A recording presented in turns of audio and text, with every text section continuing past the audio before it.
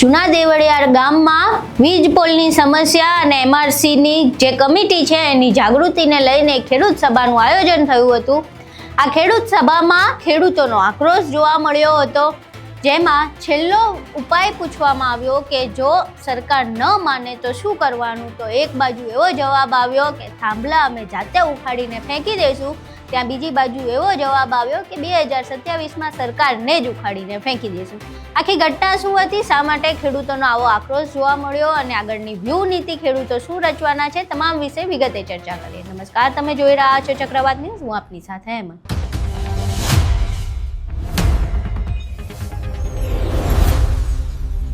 હળવદ તાલુકાના જૂના દેવળિયા ગામે એમઆરસી જે કમિટી છે તેને લઈને જાગૃતિ માટેની એક સભાનું આયોજન કરવામાં આવ્યું હતું। આ સભામાં મોરબીના જે જેતપરની ઉપવાસ છાવણી છે એના ખેડૂત આગેવાનો હાજર રહ્યા હતા।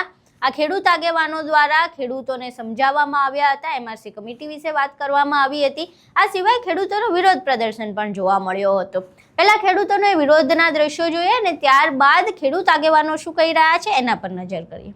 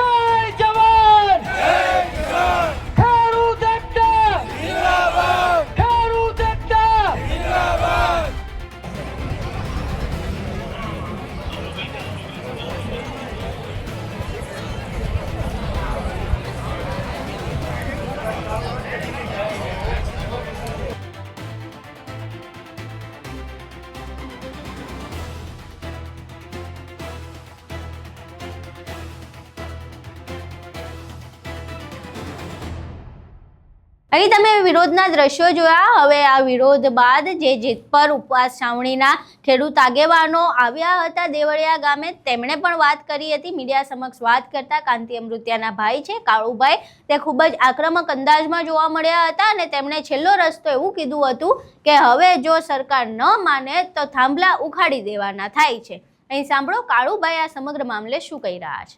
70 લાખ અત્યાર સુધી કોઈને દીધા નથી અને કોઈને અત્યારે તમે આટલા માણસ પૂછ્યું કોને કાંઈ મળ્યું। અને બીજું કે અમારે 70 લાખમાં તો કેને પોહાય। આજે 10 વીઘાનું ખેતર હોય કે 7 વીઘાનું ખેતર હોય, એમાં 2 પોલ આવે એટલે ખેતરનો ભાવ તો ઘટી ગયો ને અમારે। એટલે અમારે એ પોહાય એમ નથી। અમે નક્કી કર્યું છે કે 1 કરોડ ઉપર દે તો જ હવે, બાકી અમને પોહાય એમ જ નથી। ના, લડાઈ તો અમારે મૂકવાની જ નથી। કંપનીના હે અમારે છેલ્લે થાંભલા કાઢને, અમારે થાંભલા જ નથી જોતા। રાજ્યમંત્રીએ બ્લેક અને વ્હાઇટ નાણાંની પણ વાત કરી છે કે ખેડૂતોને વ્હાઇટ ના નાણાં, તો વ્હાઇટ અને બ્લેક મંત્રીએ કહ્યું શું હોય? હવે એને જે કર્યું હોય, અમે તો બ્લેક નો માનીને, અમે તો વ્હાઇટ જ માનવાના હોય ને। ખેતર દેવું તો વ્હાઇટ જ લેવાના હોય। અહીં તમે કાળુભાઈને સાંભળ્યા। હવે આ સમગ્ર મામલે નેહુલ અમૃતિયા પણ ઘટના સ્થળે પહોંચ્યા હતા દેવળિયા ગામેથી, તેમણે પણ વાત કરી। તેમને જ્યારે આ સમગ્ર મામલે પૂછવામાં આવ્યું તો તેમણે એવું કહ્યું કે આનો અંતિમ ઉપાય એ છે કે 2027માં હવે આ સરકારને ઉખાડીને ફેંકી દેવાની છે। જે ખેડૂતોએ એમને સત્તામાં બેસાડ્યા છે એ જ ખેડૂતો એમની સત્તા એમની પાસેથી છીનવી લેશે। જો 2027 સુધીમાં કોઈ પણ એમને નિરાકરણ ન લાવ્યું તો પછી ચૂંટણી ટાણે એમને જવાબ મળી જશે।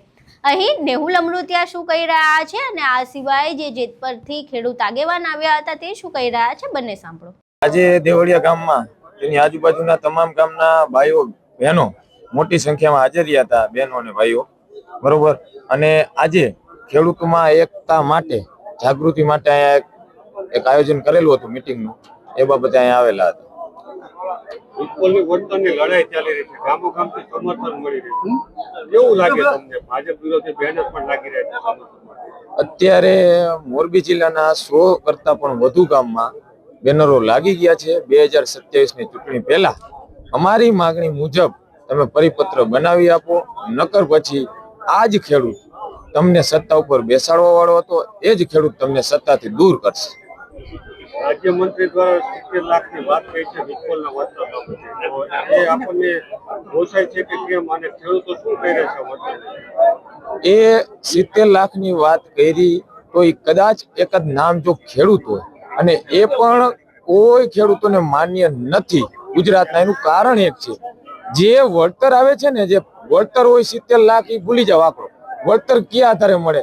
તો જે નવો 4/7/2026નો પરિપત્ર મુજબ, એ પરિપત્ર મુજબ ખેડૂતોને થાંભલો ને તાર આવવાથી અત્યારે જેટલું નુકસાન જાય છે ને, એટલી નુકસાનની ભરપાઈ થતી નથી. એટલે કોઈ પણ ખેડૂતો એને સ્વીકારવા માટે તૈયાર નથી. વીજપોલ માટેના સભા યોજાઈ, એની અંદર જેતપર સાવણી વાળા બધા આંદોલનકારીઓ આજુબાજુના ગામડાના, માનો કે આંદેણા, જીકિયારી, ગોકુળિયા, ચરાડવા, સુરોદર, પ્રતાપગઢ, સુસવાવ, સિરોઈ, એ બધા જે કઈ વીજ લાઈનથી પ્રભાવિત ખેડૂતો હતા, એ ખેડૂતોની બધાની એક વેદના હતી કે એક મિટિંગ ભેગી કરી ખેડૂતો ભેગા થઈ અને જે એમઆરસી બાબતે ખોટા ગેરમાર્ગે દોરી 1-2 ખેડૂતોને ફોર્સ લાવી અને જે આ વહીવટને મીડિયા બહાર પાડે છે, તો આપણે ખેડૂતો બધા ભેગા થઈને એકવાર નક્કી કરી કે એમઆરસીની કોઈ પણ આવી ખોટી લોભામણી જાહેરાતમાં આવી અને કોઈ ખેડૂતો ઓલું ન કરે, એના માટે થઈ અને અમે આજે જેતપર ગુજરાત છાવણીનાથી સભ્યોને, દરેક આંદોલનકારીઓને બોલાયા અને એના માટે ખાસ અમે સભાનું આયોજન કરેલું હતું જૂના દેવળિયા ગામે.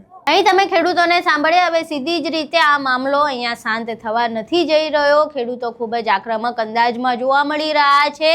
જે પ્રમાણે વિરોધ થઈ રહ્યો છે, જે પ્રમાણે લાખોની સંખ્યામાં ખેડૂતો આવી રહ્યા છે, સીધી જ રીતે એમનો જે લડવાનો મિજાજ છે દિવસે ને દિવસે વધી રહ્યો છે. સરકાર છે કે તેમની સામે નથી જોતી, હજુ સુધી કોઈ પણ નિર્ણય લેવામાં નથી આવી રહ્યો અને બંને બાજુથી અલગ અલગ જે નિવેદનો સામે આવી રહ્યા છે. એક બાજુ થાંભલા ઉખાડી દેવાની વાત છે, બીજી બાજુ સરકાર ઉખાડી દેવાની વાત છે. પરંતુ આ તમામ વાતોનું પરિણામ શું આવે છે અને તેની અસર જે છે, આંદોલનની અસર ક્યાં કેટલી થાય છે, એ જોવું રહ્યું. તમને શું લાગે છે, આ ખેડૂત આંદોલન હજુ કેટલું લાંબુ ચાલશે અને શું એ સફળ થશે કે કેમ? તમારા મંતવ્યો અમને કોમેન્ટ બોક્સમાં જરૂર જણાવજો. વિડીયો પસંદ આવ્યો હોય તો વિડીયોને લાઇક કરજો, શેર કરજો અને મારી ચેનલને સબસ્ક્રાઇબ કરવાનું ભૂલશો નહીં. નમસ્કાર.